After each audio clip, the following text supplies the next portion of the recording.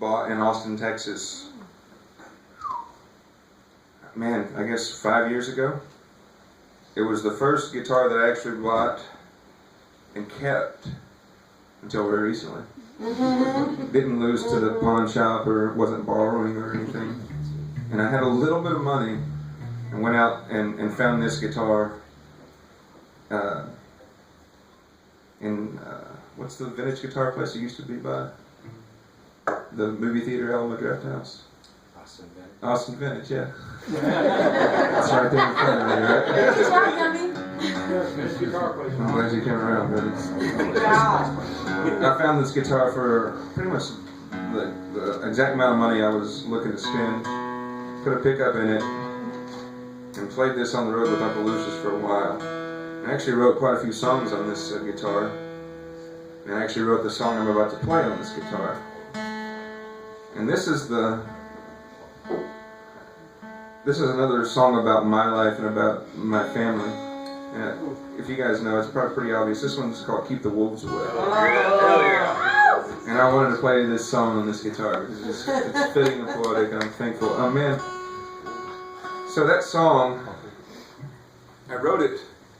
We recorded in 2009, did an album. And then in 2012, we recorded our next album, so there's a 3-year lapse. And I wrote this song probably mid-2010. And we tried to record it as a single, and we were going to maybe release it as a single, not on an album. We didn't really have funding for an album. We were kind of in between things, and then we got signed to a record label in 2011. This guy saw us play in 2010, and for about a year he said, man, he courted us, he wants to sign us to an album, to a label, and we're like, no labels.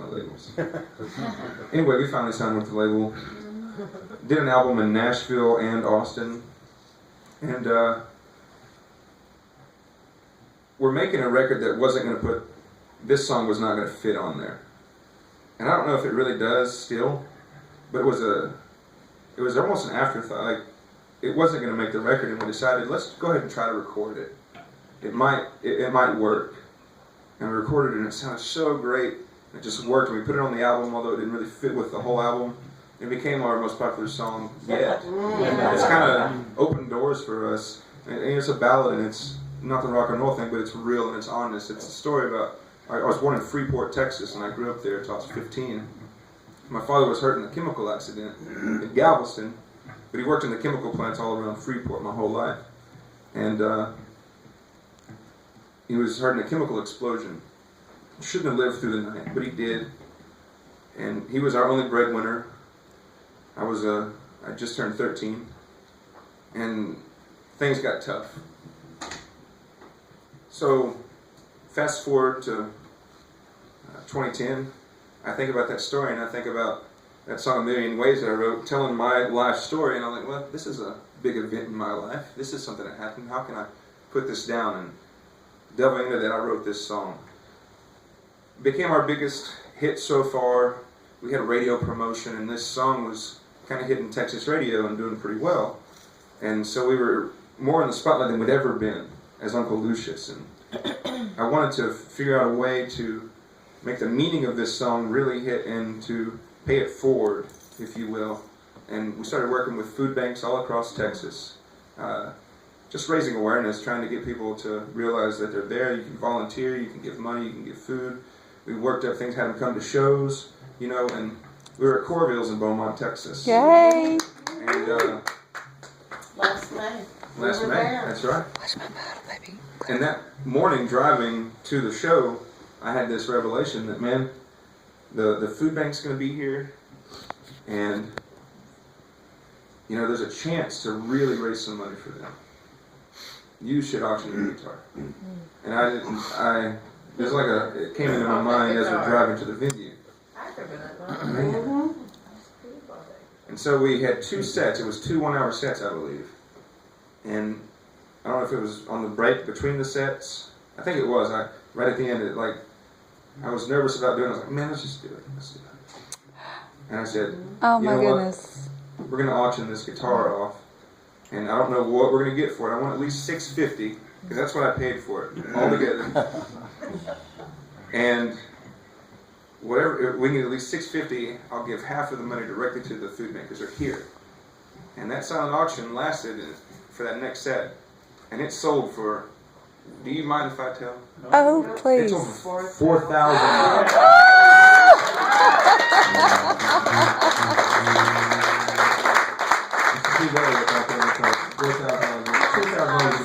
That's awesome. And it wouldn't have happened if I would have been afraid and didn't say that, you know. And so thank you for being a part of that. Woo! Awesome story. Such great hands there, so I'm thankful that you got it there hanging, and it's a beautiful, beautiful thing, man. It lives in a podatorium. Yes, the auditorium. Thank you. So without further ado.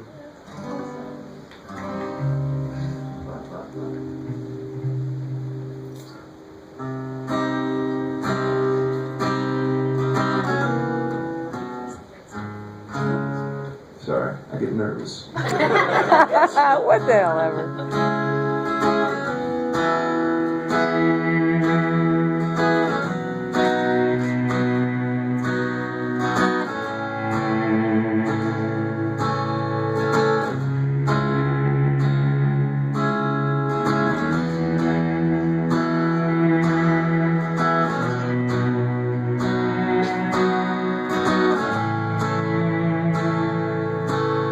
Took my first breath where the muddy rising spills into the Gulf of Mexico, with the skylines colored by chemical plants that put bread on the table of the working man, where the working man does best to provide safety and shelter for kids and a wife, giving a little of his soul every day, making overtime to keep the wolves away.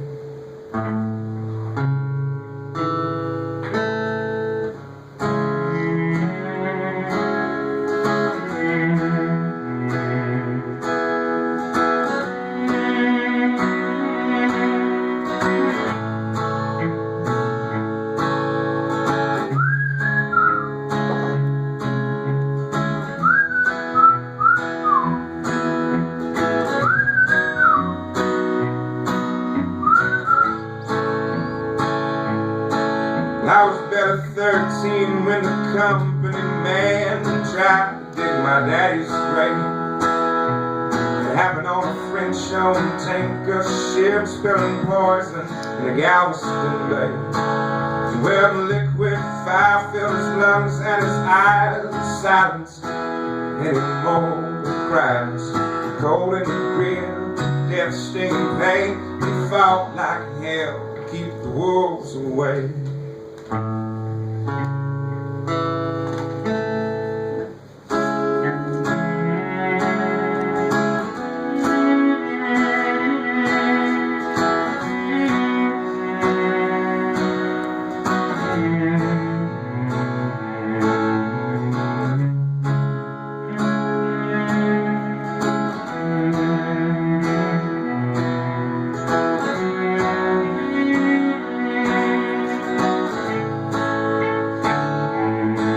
For the next few years, Dad was sick as a dog, but he made the recovery just despite the odds. The settlement came and we moved out of town, where the sky is heavy with refinery clouds.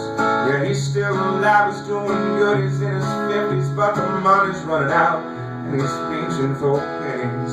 So I'm going for broke with every song I play, 'cause now it's my turn to keep the wolves away.